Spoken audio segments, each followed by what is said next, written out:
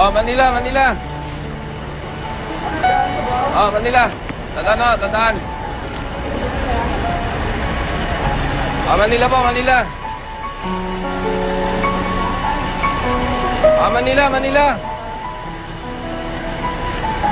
Oh, Manila, Manila. Oh, Manila, Manila.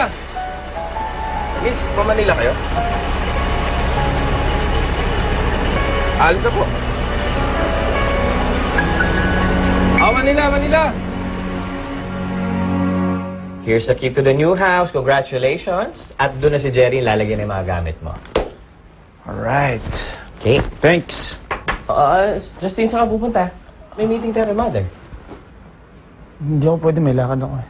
Ano hindi ka pa pwede? May lakad ka. Kanina umaga, usap lang kita. Sabi mo, oo, at may meeting tayo kay Mother. Pumayag ka, tapos aalis ka. Ano to? Alam mo, hindi naman ako kailangan dun eh. Ikaw nang bahala dun. Kamusta mo ako kay Mother? Sa'yo mo gawa kami ng isang magandang pelikula. Justine! Justine! Ay, ano ba? Nakakaloka. Hindi ko na talaga kaya to. Hindi ko na talaga kaya. Ano ba? Ano nangyayari? Relax. Relax. Aida, ang kape ko! Stress. Ice triple, grande non-fat caramel macchiato with extra caramel drizzle. Okay po ba, sir? Bagay po ba sa akin? Alam mo, Aida, sa'yo na tong kape ko. Ha? Ubusin mo. Nang sa gano'n, magkaroon ka ng konting nerbiyos at kahihiyan. Ha? Thank you, sir. Ay, kapal ng mukha na ito. Tuha talaga? Binibiro ko lang. Sa'yo na yan, wag mo na ibabalik sa akin yan, ha? At try mo mag-belt ng pink.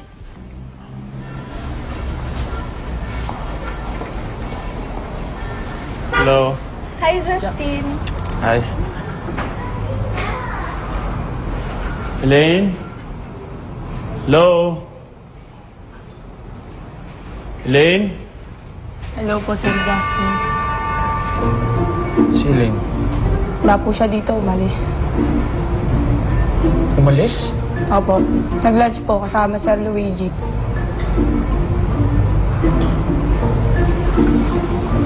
Sigurado ka? Ako po? Sure po ako kasi kanina, tumawag po dito si Sir Luigi. Narinig ko, niyaya niya si Miss Elaine na mag-lunch. Di naman po sa nakikinig ako sa usapan ng may usapan. Pero kasi nung sinagot ko yung phone, hindi ko nababa kaagad nung sinagot ni Miss Elaine. Hindi naman po sa chismosa ako, Okay. sir. Huwag niyo po akong pag-isipan. Ano oras siya umalis? Past 12. Mamadali nga po, hindi niya na natapos yung mga trabaho niya. Lahat iniiwan sa akin. Alam niya po ba darating kayo? Gusto niya tawagan natin sa cellphone? Kaso wala akong load eh. Never mind. Sir, yung pizza niyo po, naiwan niyo. Sige, sa'yo na yan. Ayos, may pizza ako. Sarap to sa suka. Kailangan ko na rin kumain. Wala na akong energy. Teka lang! Ito lang yung tangang pamalang na iwan sa amin ng magulang namin. Wala akong pakialam kung pamana pa sa'yo ng magulang mo to. Wala ka nang magagawa. Amin na itong bahay na to. Inintindihan mo ba yun? Kung gusto mong mabalik ang bahay na to sa'yo, ibalik mo yung 10 milyon namin para makuha mo ulit yung bahay niyo.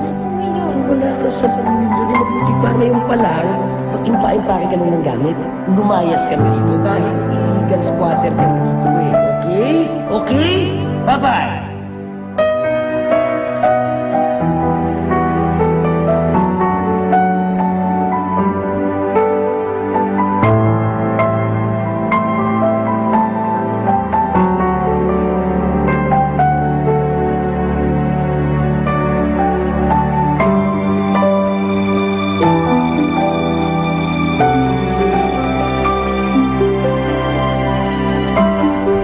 Jerry, hanap ko na yung bahay.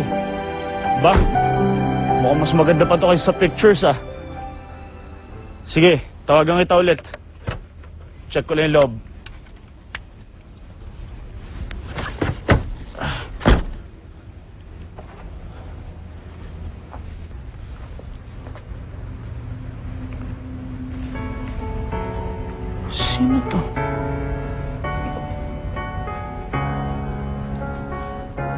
Miss? Miss? Huy! Anong kailangan nila?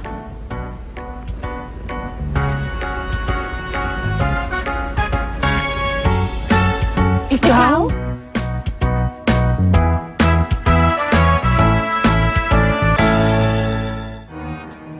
Nagustuhan mo ba yung regalo ko sa'yo na yun, H? Kahit daanin mo ako sa mga ganyan, pasayawin mo dito, pahalikan mo ko, wala kang makukuhang scoop sa akin na bago kay Justin.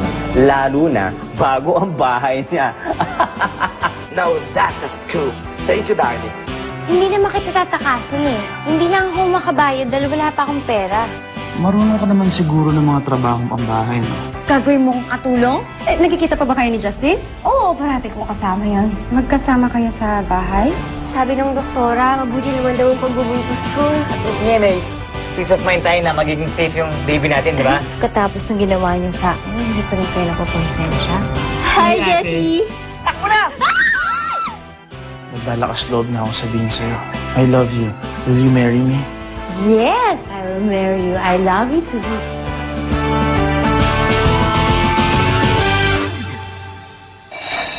Think I've fallen